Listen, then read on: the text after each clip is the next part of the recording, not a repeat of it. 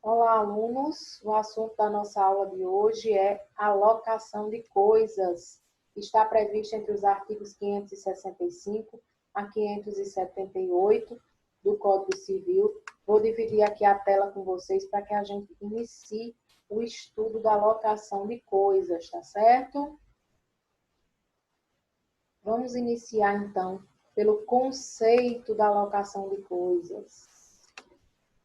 A alocação de coisas é o contrato pelo qual uma parte se obriga a ceder à outra, mediante certa retribuição, por um tempo determinado ou não, um objeto infungível. Eu, locador, uma das partes da locação, vou ceder aquele meu objeto infungível, insubstituível, por determinado tempo ou não, a um locatário, que é aquele que vai poder se valer do uso e do gozo desse objeto infungível, e a esse locatário cabe me retribuir, me remunerar por conta dessa locação. Essa é a grande diferença do contrato de locação de coisas para o contrato de comodato, pois no contrato de comodato, embora haja um bem infungível, insubstituível, lá se é marcado pela gratuidade, aquele empréstimo daquele objeto é gratuito via de regra. E aqui na locação há de haver certa retribuição. Gente, vamos passar aqui ao estudo da natureza jurídica do contrato de locação. No contrato de locação se apresentam algumas características. A primeira característica é a bilateralidade. O contrato de locação ele é bilateral porque ele implica em prestações recíprocas, porque há deveres para ambas as partes. Nós estudamos na classificação do contrato que os contratos podem ser uni, bi ou plurilaterais. E a palavra-chave que vai diferenciá-los é obrigação. Se a obrigação é só de um, unilateral. Se é de dois, bilateral. Se é de mais de dois, plurilateral. Aqui há bilateralidade porque tem prestações recíprocas. Há obrigações, deveres para ambas as partes, locador e locatário. Esse contrato também é oneroso, e ele é oneroso porque o preço é um dos seus elementos essenciais. Nós veremos adiante os elementos essenciais da alocação de coisas e o preço é uma delas. Existe a onerosidade porque vai haver proveito para ambas as partes do contrato de locação. Além de oneroso, ele é consensual, o que significa dizer que ele se aperfeiçoa com um acordo de vontades. Existe a consensualidade, que faz com que o contrato esteja aperfeiçoado quando as duas vontades se encontram, de locador e de locatário. Ele também é comutativo, o que significa dizer que ele é um contrato onde não se envolve risco. O contrato comutativo ele se opõe ao aleatório, que é marcado pela alha, que é o que a gente chama de incerteza, e aqui no contrato comutativo não há incerteza.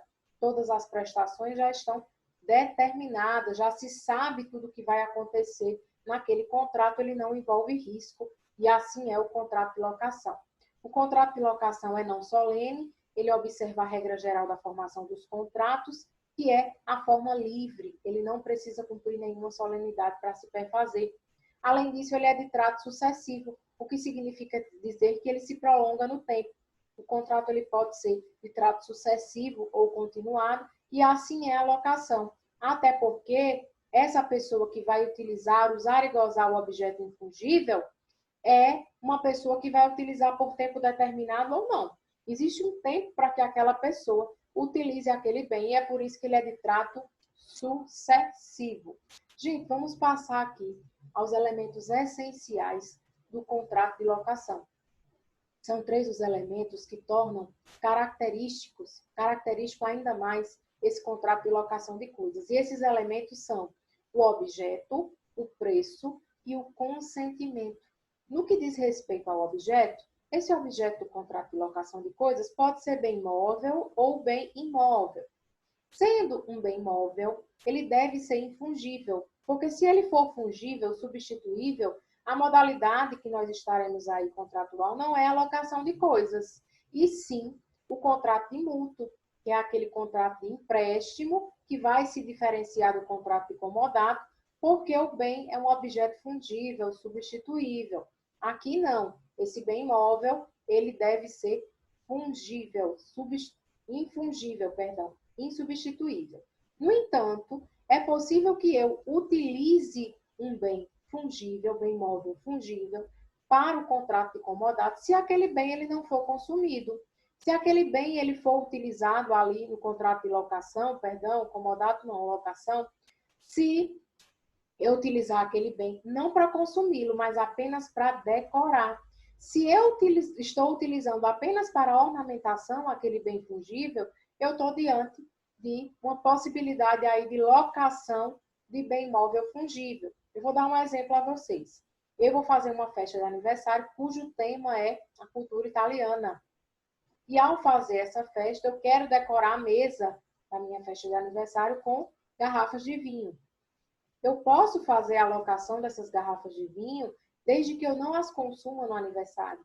Porque se elas ficarem lá em cima da mesa apenas para ornamentar, apenas para decorar, aí eu posso dizer que eu estou diante de um contrato de locação, porque eu vou remunerar aquele locador e não vou consumir aquele bem. Então, essa é a brecha, é a exceção aí, onde o bem móvel pode ser fungível dentro do contrato de locação de coisas. A isso a gente chama de ad pompam vel ostentatione, aquele objeto fungível, aquele bem móvel fungível está ali só para ornamentar, só para decorar.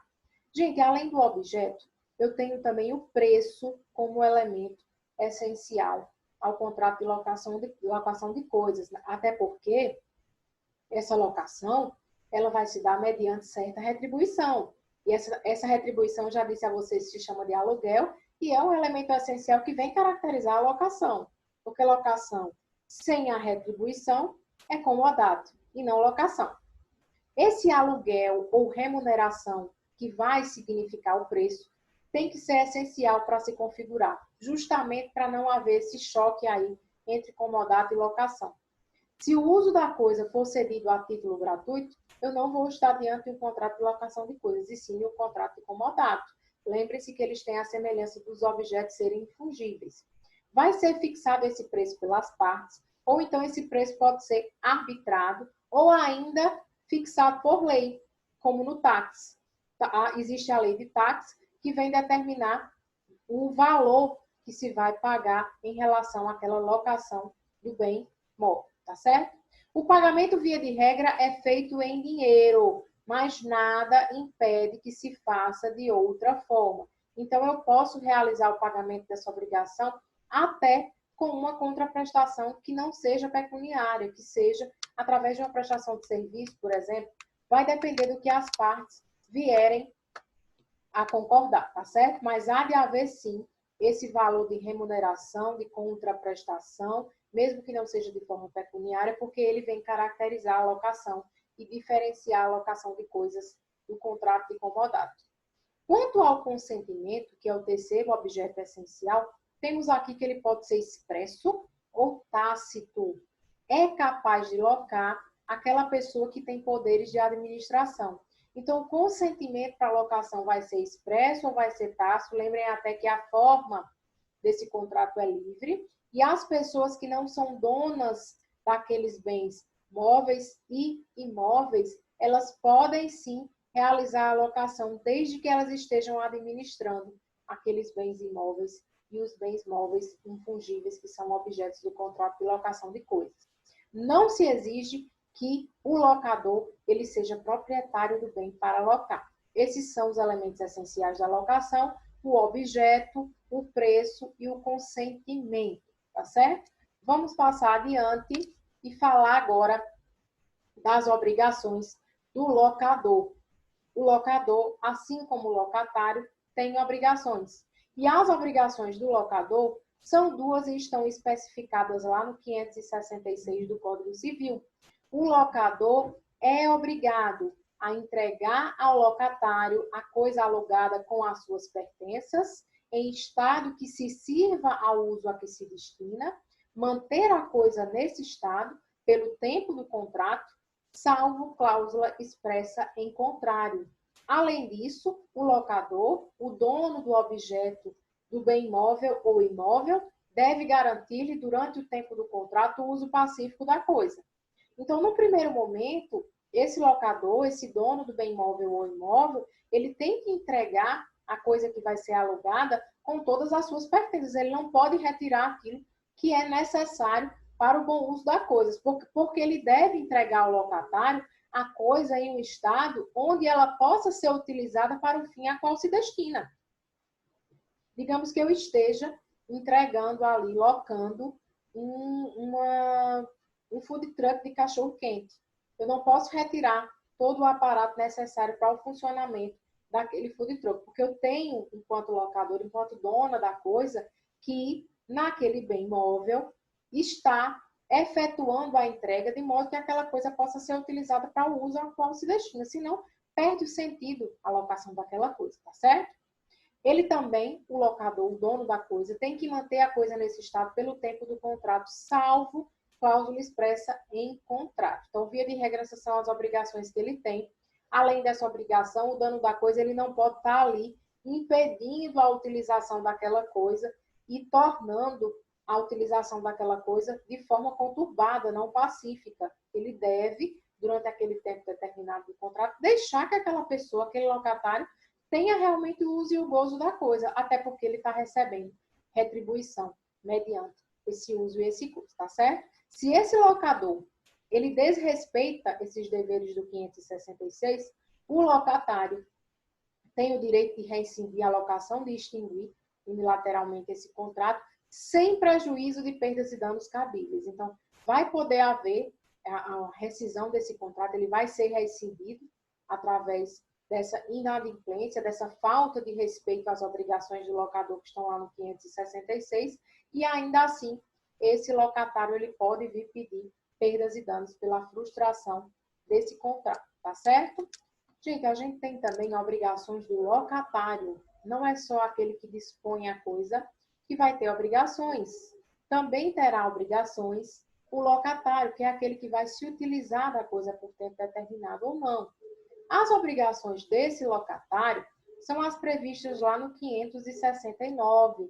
E o que é que o 569 vem dizer nos seus 4 incisos? No primeiro inciso, ele diz que aquele que vai se utilizar da coisa por tempo determinado ou não, ele deve servir-se da coisa alugada para os usos convencionados ou presumidos, conforme a natureza desse objeto, e circunstâncias, bem como tratá-la com cuidado como se sua fosse. Então, eu não posso mudar a destinação daquele objeto que eu loquei. E eu também não posso deixar de tratar a coisa como se minha fosse, porque eu tenho que zelar pela coisa e dar a destinação correta do bem, tá certo? Digamos que eu esteja na locação de um automóvel. Eu loquei um automóvel para passeio e estou utilizando o automóvel para vender cachorro-quente. Então, não posso tornar aquele automóvel um dog móvel. Eu tenho que utilizar aquele automóvel para passeio, porque é o uso a qual ele se destina, tá certo? Além disso, esse locatário ele tem que pagar pontualmente o aluguel nos prazos ajustados e na falta de um ajuste, na falta de um prazo, segundo o costume do lugar. O contrato de locação de coisas ele pode ter tempo determinado ou não. E ele também pode, já que é um contrato comutativo, vir com a data aprazada para pagamento do aluguel. Essa data ela tem que ser respeitada, tá certo? Inciso 3. Também deve o locatário levar ao conhecimento do locador turbações de terceiros que se pretendam fundadas em direito. Aqui, se alguém está ali ameaçando aquela posse, o locatário ele tem por obrigação comunicar ao locador, ao dono do bem, que está havendo ali turbação de terceiro naquela posse, que está havendo ali uma ameaça no exercício, no uso e do gozo daquele bem, tá certo? Essa ação, gente, essa legitimidade, perdão, ambos têm. Tanto o locador quanto o locatário são competentes para ajuizar essas ações possessórias que venham aí proteger esse bem dessa turbação de terceiros, tá certo? Por quê? Porque o locador, ele é possuidor indireto, já que ele não está no uso e no gozo do bem. E o possuidor direto é o locatário. Então, tanto o locatário, que é possuidor direto durante o contrato de locação de coisas, como o locador, que é o dono possuidor indireto, vão poder ter a legitimidade aí de entrar com essas ações possessórias, tá certo? E o locatário ele tem por obrigação comunicar se ele está tendo conhecimento de turbação de terceiros na posse desse bem, ok? Além disso, o locatário tem que restituir a coisa no final do contrato de locação, no estado em que a recebeu, salvo se essas deteriorações forem naturais ao uso regular. Então, se eu estou utilizando algo e essa coisa começa a se deteriorar, não porque eu concorri para essa deterioração, mas pelo uso prolongado no tempo, até porque o contrato de locação é de trato sucessivo, aí eu estou livre de remunerar, de ressarcir todo esse defeito que foi surgindo aí na coisa, tá certo?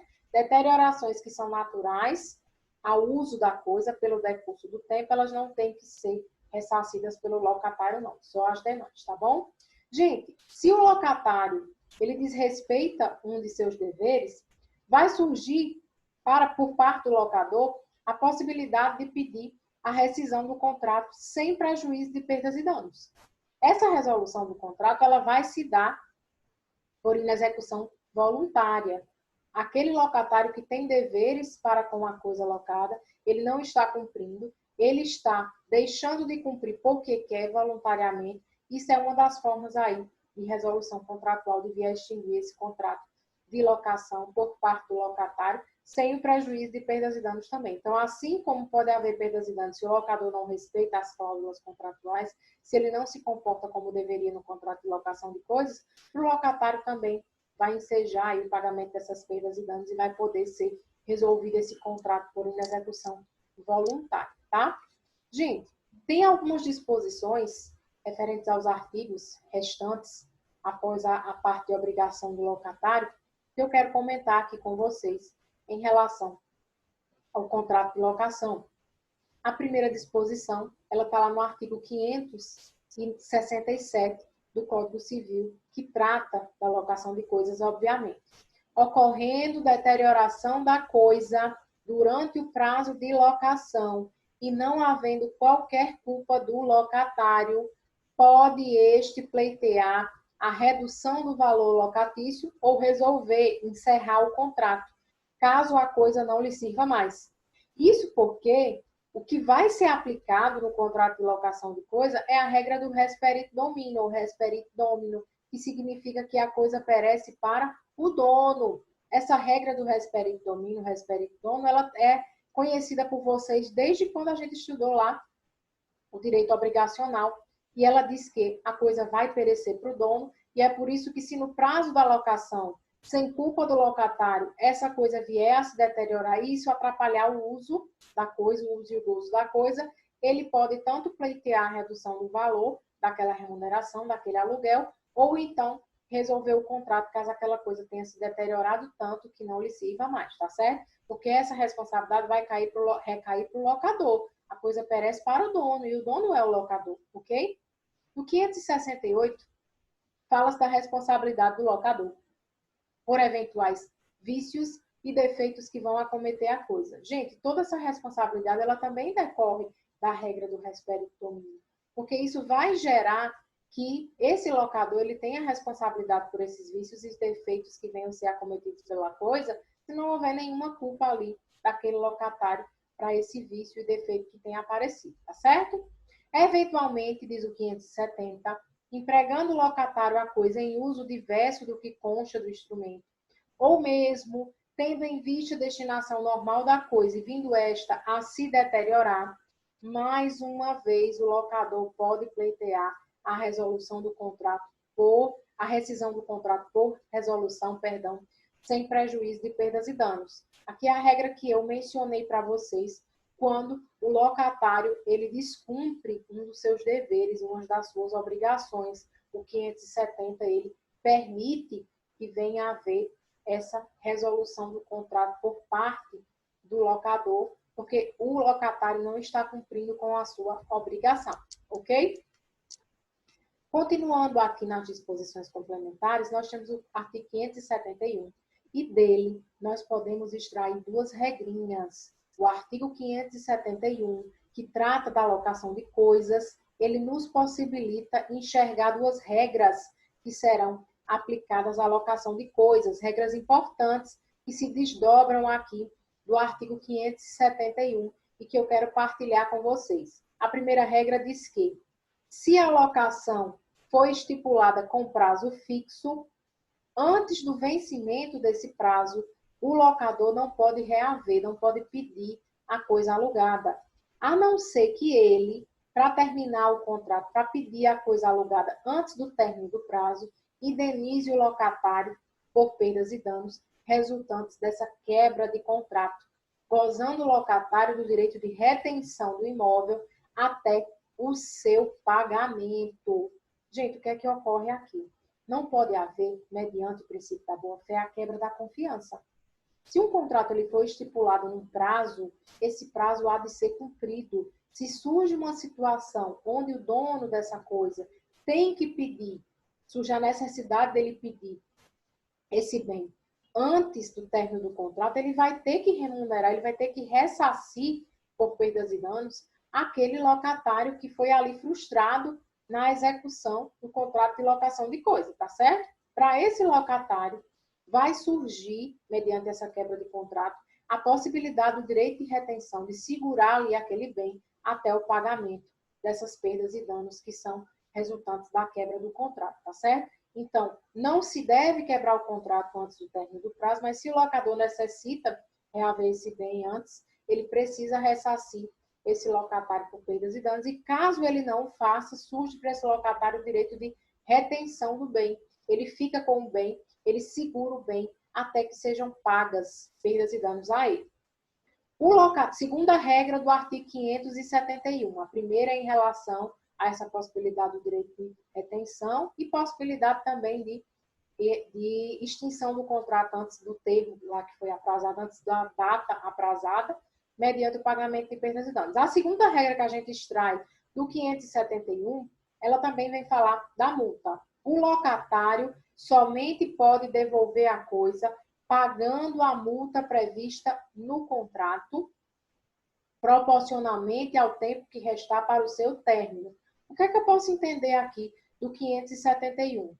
Professor, o contrato ele tem um tempo determinado. Se uma das partes quer descumprir esse tempo, quer encerrar esse contrato antes do tempo, para elas vai surgir uma contrapartida. Se essa pessoa que quer encerrar o contrato antes do tempo é o locador, ele vai ter que indenizar por perdas e danos o locatário. Porque caso ele não o faça, o locatário ele pode segurar, reter aquela coisa, exercer o seu direito de retenção até que seja paga aí esse ressarcimento por perdas e danos. Mas se é o locador, professor, que quer terminar, encerrar o contrato de locação de coisas antes da data aprazada, se é ele que quer fazer isso, ele vai pagar a multa contratual. Essa multa ela já vem ali prevista no contrato e ela vai ser proporcional ao tempo que o contrato está prestes a ser encerrado. É um contrato de 12 meses. Eu quero quebrar ele no prazo de 6 meses, então se há essa quebra de contrato, eu vou ter que pagar a multa prevista ali para o prazo de 6 meses. O locatário quer encerrar antes, paga a multa prevista no contrato. O locador quer encerrar antes, vai ter que ressarcir por perdas e danos esse locatário, senão vai surgir para ele ali o direito de retenção. Essas são as duas regras do 571 que vêm nos dizer qual é a consequência para locador e para locatário caso esse contrato ele seja quebrado antes do tempo, tá certo? Ele seja encerrado antes do tempo. Gente, nós temos uma regra aqui no 572 que vem dizer que se a multa ou a obrigação de pagar o aluguel pelo tempo que restar o término do contrato constituir uma indenização excessiva, vai ser facultado ao juiz, facultado, não é dever, tá? Reduzi-la em bases razoáveis. Isso se o contrato prevê tal pagamento como forma de multa ou cláusula penal. Eu disse a vocês que se a quebra do contrato se der antes do prazo e se há uma quebra na execução daquele contrato, vai surgir uma multa aí para esse locatário. Essa multa, gente, ela não pode ser de maneira excessiva, ela não pode gerar um enriquecimento ilícito àquele locador. Porque se essa obrigação de pagar a multa ou de pagar o aluguel pelo tempo que restar o término do contrato for uma indenização excessiva, o juiz vai poder reduzi-la, vai poder fixá-la em bases razoáveis, tá certo? Então, há de haver aí a boa-fé quando essa multa ela foi implementada para aquele locatário. Sendo por prazo determinado, a locação vai cessar de pleno direito com o término do prazo estipulado, independentemente de qualquer notificação ou aviso. Nós vimos lá no direito obrigacional que de plano de imediato, se há uma data ali aprazada, aquela data é a própria notificação. É o que vai valer aqui no contrato de locação também. No contrato de locação, se há um tempo contratual e chega o último dia desse prazo, desse tempo do contrato, automaticamente esse contrato vai estar cessado. O que é que ocorre aqui perante o Código Civil? Se o contrato com prazo determinado encerra o seu prazo, a codificação vai adotar como regra aqui a possibilidade de denúncia vazia, que é aquela possibilidade de, sem fundamento algum, sem qualquer motivo, aquele dono daquele imóvel via pedir imóvel. Encerrou o contrato, ele pode pedir de volta o imóvel, ou então, se for um bem imóvel, ele pode pedir de volta também. É uma hipótese de resilição unilateral, porque a lei reconhece que é um direito potestativo daquele locador, daquele dono do bem, distinguir o contrato à parte contratual, certo? Então, fim do prazo, cessou a obrigação do locador para com o locatário, e o locador ele pode vir a pedir esse bem de volta, certo? Fim do prazo da locação. Se o locatário permanece na posse da coisa e esse dono da coisa, esse locador, não se opõe, aí vai se presumir prorrogado esse contrato, sem prazo determinado, já que findou o prazo, aquele locatário permanece com a coisa, o locador não se opôs, não pediu de volta, e aquele contrato vai se converter em um contrato por prazo indeterminado, porque as pessoas ainda estão exercitando ali as suas posições contratuais. O locador ainda permite o locatário com aquele bem, e o locatário continua no uso e no gozo da coisa, e vai se permanecer o contrato, ele vai se prorrogar dessa forma, se prorrogando automaticamente, já que não tem prazo determinado, ele vai ser por prazo indeterminado e o aluguel será o mesmo, tá certo? Vem uma observação aqui. Em circunstâncias tais, quando há essa prorrogação automática do contrato, a qualquer tempo e desde que vencido o prazo do contrato, o locador pode notificar o locatário para restituir a coisa e ainda assim ele vai se valer da denúncia vazia, que é aquela imotivada, é a resilição ali unilateral que não precisa de motivos para acontecer. Então, essa resilição unilateral, ela está prevista tanto no 573 do Código Civil, quanto no 574 do Código Civil, e os dois vão falar na possibilidade de se encerrar aquele contrato. A primeira possibilidade é a cessação automática que se dá com o fim do prazo.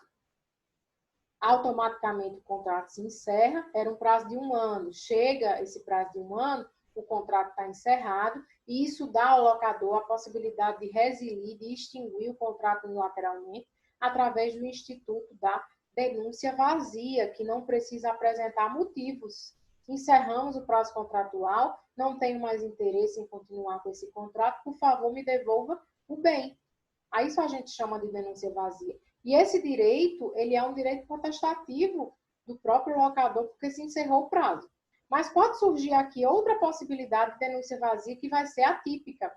Digamos que esse contrato se encerre, no encerramento desse contrato permaneça silente o locador e o locatário, ambos ali ocupando de maneira silenciosa ainda as partes contratuais, o contrato vai se prorrogar automaticamente e agora com prazo indeterminado, porque se findou o prazo que foi ajustado, mas a qualquer momento, já que não houve renovação do contrato de maneira expressa, a qualquer momento, esse contrato ele vai poder ser resilido unilateralmente sem apresentação de motivos por esse locador, por esse dono do bem, tá certo?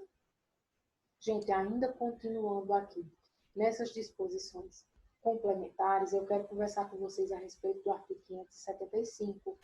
Olha a observação que eu coloquei aqui em relação a esse artigo 575. Não sendo a coisa devolvida, pagará o locatário, enquanto estiver na posse da coisa, o aluguel que o locador arbitrar na notificação, respondendo também por eventuais danos que vier a sofrer esta coisa, mesmo em decorrência de caso fortuito, que é um evento totalmente imprevisível. Vejam como o 575 ele vem penalizar esse locatário que não cumpre com a sua parte contratual, que não devolve aquela coisa. Se ele não devolve a coisa, vai ser arbitrado através de uma notificação, um aluguel, que a gente chama de aluguel multa, aluguel pena, para que ele seja compelido à devolução daquela coisa. Enquanto ele não devolve, ele é totalmente responsável pela coisa. É como se não existisse mais, após esse prazo aí que foi dado a ele, que ele não faz a devolução do bem, é como se não existisse mais a regra do res perito dominio, que a coisa não vai perecer para o dono, porque o dono quer aquele objeto e o locatário não devolve. Então, risca res perito dominio, que é uma situação atípica. Aqui nessa situação, o locatário está se negando a devolver. Então, ele vai pagar uma espécie de aluguel multa, aluguel pena, que faça com que ele devolva, e a responsabilidade dele em cima desse bem, ela é bem maior. Por que eu digo que risca o res perito dominio? Porque, independentemente do que acontecer com o bem, sendo culpa do locatário ou não, sendo um caso fortuito ou não, ele vai responder por aquele bem. Qualquer coisa que o bem venha a sofrer é responsabilidade dele. Já passou do tempo da utilização do gozo daquele bem e ele está se negando a devolver, tá certo? Está lá no 575. Outra observação em relação a esse aluguel. Se o aluguel é arbitrado pelo locador, se o aluguel que for arbitrado por esse locador, lá na notificação para a devolução do bem, for excessivo, o juiz também vai poder reduzir esse aluguel. Mas ele vai ter que ter como parâmetro o seu intuito de penalidade. A fixação do aluguel pelo locador deve ser pautada pela boa-fé. Então, se eu, locador, notifico o meu locatário e digo, ó, você não me devolveu o bem, agora você vai começar a pagar um aluguel multa, um aluguel pena, que vai lhe conduzir à devolução forçada desse bem. Mesmo assim, mesmo com esse intuito de penalidade, não é possível que o locador ele queira um enriquecimento ilícito com esse aluguel multa, esse aluguel pena. Por quê? Porque se for arbitrado um valor excessivo, o juiz também poderá reduzir. Vejam que tanto aqui como na situação anterior, o juiz poderá, não é dever do juiz fixar aí essas bases. É preciso que ele analise a boa-fé do locador para que ele venha a fazer essas modificações, tá certo? Ainda em relação a disposições complementares, eu quero falar aqui do artigo 576, no seu parágrafo 1, tá certo? No seu parágrafo 1º, perdão. Sendo alienada a coisa, o novo proprietário não é obrigado a respeitar o contrato, a não ser que o contrato esteja em sua vigência por prazo determinado e que contenha cláusula de vigência no caso de alienação, a constar no registro de imóveis ou cartório de títulos e documentos. O que é que acontece aqui, nessa hipótese do contrato de locação? Eu estou locando algo a alguém e durante o prazo dessa locação, alguém vem a comprar esse bem. Eu alienei esse bem para outra pessoa. O locador agora vai ser outra pessoa. Isso autoriza por si só a interrupção automática desse contrato de locação? Não.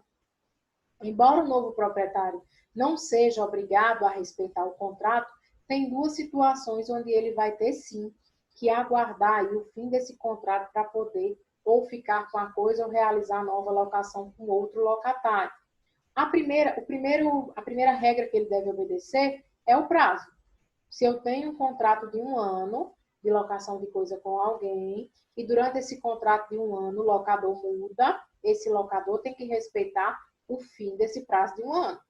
Não vai haver a interrupção aí desse contrato porque se mudou de locador. Outra hipótese é que se contenha uma cláusula de vigência, no caso de alienação, a constar do registro de imóveis ou do cartório de títulos e documentos. Gente, isso é uma segurança a mais que se pode dar aí o contrato de locação de coisas se ele vier a ser cedido a outra pessoa, porque o que vai acontecer na realidade é uma cessão. Eu tinha um locador e agora eu vou ter outro locador. Se esse contrato estiver registrado, essa cláusula de vigência ela vai ter que valer. E se o prazo não tiver terminado ainda no contrato, vai ter de haver, sim, o respeito ao término desse prazo para não frustrar aquela parte contratual, aquele locatário, tá certo? Para os casos que envolvem imóvel, porque o contrato de locação de coisa ele pode ter como objeto bens móveis e imóveis, e ainda no caso em que o locador não esteja obrigado a respeitar o contrato, mesmo que ele não esteja obrigado a respeitar o contrato, se eu estiver diante de uma locação de um bem imóvel, esse locador, que é o novo dono da coisa, ele não pode despedir o locatário, ele não pode despejar esse locatário do bem imóvel sem observar o prazo de 90 dias. Ele notifica e tem que dar um prazo de 90 dias para que esse locatário ele venha a fazer a desocupação desse imóvel. Isso porque, minha gente, não é possível que do dia para a noite esse locatário ele saia desse imóvel. Ele não estava preparado para essa mudança dos polos dessa relação contratual. Então, ele precisa de um tempo para que ele venha a desocupar esse imóvel. O prazo mínimo é de 90 dias que esse locador, esse novo locador, é obrigado a dar a esse locatário para que ele venha a desocupar o imóvel. Tudo isso pautando-se pela boa-fé, tá certo? Responsabilidade contratual, justiça contratual. Ainda nas disposições complementares, eu tenho observações em relação ao 577 e ao 578 do Código Civil. No 577, disse que, morrendo o locador ou o locatário, morrendo uma das partes contratuais, a locação ela vai se transferir a seus herdeiros, o que significa dizer que esse contrato de locação de coisa ele não tem natureza personalíssima, ele não é intuito personal no que se refere a essa questão sucessória. O contrato é impessoal e é por isso que, na morte de uma das partes, locador ou locatário, é possível que os seus herdeiros continuem aí, dando continuidade a esse contrato, tá certo? A depender da vontade deles. O locatário tem direito de retenção quanto às benfeitorias necessárias. Vou fazer a alteração aqui do slide, porque esqueci de colocar a palavra benfeitorias, tá? O locatário tem direito de retenção quanto às benfeitorias necessárias em todos os casos. Então, se ele faz uma benfeitoria que era necessária para a continuidade da utilização daquele bem de maneira satisfatória, ele tem o direito de retenção quanto a essas benfeitorias. Isso significa dizer que, enquanto ele não recebeu o ressarcimento, ele pode ficar com aquele bem e só devolver quando receber esse ressarcimento das benfeitorias necessárias, tá? Em relação a benfeitorias úteis, o locatário só tem direito de retenção se elas forem autorizadas. Está lá no 578, citando as benfeitorias. A benfeitoria útil, ela se diferencia da benfeitoria necessária, porque ela é uma benfeitoria que agrega um valor ao bem, mas, mesmo que agregue um valor ao bem, ela não é necessária. Se eu estiver diante de uma locação de coisa e o bem for imóvel, digamos que se eu colocar telas de proteção naquele bem imóvel, eu estou ali agregando um valor ao bem que é realmente útil, vai dar segurança àquele imóvel, principalmente se houver criança naquele imóvel. Mas, se eu faço uma benfeitoria que é necessária à parte hidráulica da casa, por exemplo, se eu faço uma benfeitoria num vazamento que estava comprometendo o uso da água naquele imóvel, então eu estou fazendo uma benfeitoria necessária e automaticamente eu tenho o direito de pedir ressarcimento, independentemente de autorização, como ocorre nas benfeitorias úteis. Eu tenho duas súmulas para citar para vocês em relação a benfeitorias, tá certo? A primeira é a 158 do STF e a segunda é a 335 do STJ. A do STF diz que, salvo estipulação contratual averbada no registro imobiliário, não responde o adquirente pelas benfeitorias do locatário. E a segunda diz que, nos contratos de locação, é válida a cláusula de renúncia à indenização das benfeitorias e ao direito de retenção. O que é que eu entendo? Se tem a previsão de que pode-se renunciar a essa indenização a benfeitorias e a direito de retenção, ok, as partes têm a liberdade para tratar dessas cláusulas, mas no silêncio do contrato eu vou aplicar regras gerais. E a regra geral diz que eu tenho o direito de retenção e de ressarcimento automático de benfeitorias necessárias do locatário, e eu tenho também, mediante autorização, o direito o ressarcimento de benfeitorias úteis, tá? Observar o que foi colocado no contrato, no caso concreto, tá bom? Gente, para a gente encerrar a aula de hoje, eu quero falar a respeito do âmbito de aplicação da alocação de coisas. Eu disse a vocês no início dessa aula que a alocação de coisas, ela tanto se dá para os bens móveis como para os bens imóveis. Em relação a bens móveis, eu até falei no elemento essencial objeto que esses bens móveis eles devem ser infungíveis, com a exceção dos bens fungíveis para a ornamentação. Mas em relação aos bens imóveis, quando é que eu vou saber se esse meu bem imóvel ele vai ser regido pelo contrato, pelo Código Civil ou não? Nós sabemos que nós temos a lei de locações, a lei 8245/91, que ela trata da locação predial urbana. Para que eu saiba se eu vou aplicar no imóvel a lei de locação predial urbana, eu tenho que olhar a destinação do imóvel. Se essa destinação, se essa locação, ela tiver como intuito a residência, a indústria, o comércio ou a prestação de serviço, eu vou aplicar a lei de locações, porque esse meu imóvel urbano ele tem essa destinação para residência, indústria ou comércio, e também prestação de serviço. Se eu não tiver diante de uma dessas hipóteses, eu já vou excluir a lei de locações. O artigo 1º da lei de locações, ele vem excepcionar o que é que ele vai tratar e o que ele não vai tratar. Ele já coloca no seu artigo 1º, lá na lei de locações, na 8245/41, o que é disposição do Código Civil e outros institutos, outras leis.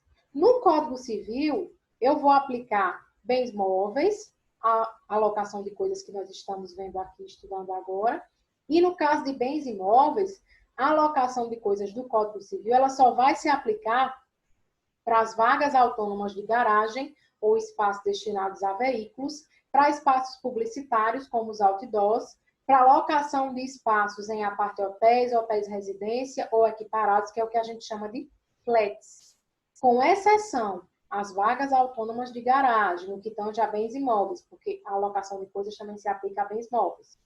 Espaços publicitários, que são os outdoors, e os flats, esses espaços em apart-hotéis, eu não vou aplicar a lei de locação de coisas, eu não vou aplicar o Código Civil, eu vou aplicar a lei de locação predial urbana. Professor, e se eu não estiver diante dessa destinação aí, desse imóvel da lei de locação predial urbana, o que é que eu vou aplicar? Gente, se a destinação do meu imóvel é agricultura, pecuária e extravismo, eu vou aplicar o Estatuto da Terra, que é a lei 4504/64. Então, se a destinação for essa, agricultura, pecuária e extravismo, aplica o Estatuto da Terra. Se a destinação a imóveis urbanos for residência, indústria, comércio e prestação de serviço, vou aplicar a lei de locação, certo? A lei do inquilinato. Caso contrário, para bens móveis, eu já sei que são móveis infungíveis, mas para bens imóveis, que tratem de vagas autônomas de garagem, que tratem de espaço publicitário outdoor, que tratem de flats, aí eu vou aplicar o Código Civil. Vejam que essa aplicação do Código Civil ela é bem restrita para os bens imóveis, tá? E ela é comum na alocação de bens, de coisa de bens móveis. Tem outras aplicações que são excepcionadas lá no artigo 1º da Lei de Locações, que trata dos bens públicos ou que integram o patrimônio público, que vai ser aplicada a Lei de Licitações e o Decreto 97/60/46, e também temos a exceção de arrendamento mercantil ou leasing, que vai ser aplicada aí a lei de leasing, tá certo? Para essas locações prediais que tratam de arrendamento mercantil e leasing. Sintetizando, a aplicação do Código Civil para a locação de coisas, ela é comum para bens móveis, e esses bens móveis, eles são, via de regra, infungíveis, mas também se aplicará para bens imóveis, de maneira bem restrita, quando eu estiver tratando de vagas autônomas de garagem, de outdoors e de flats. Em relação a essa locação, era isso que eu tinha para conversar com vocês hoje. Espero que todos tenham aprendido sobre alocação de coisas. Aqui eu me despeço de vocês. Um bom estudo a todos.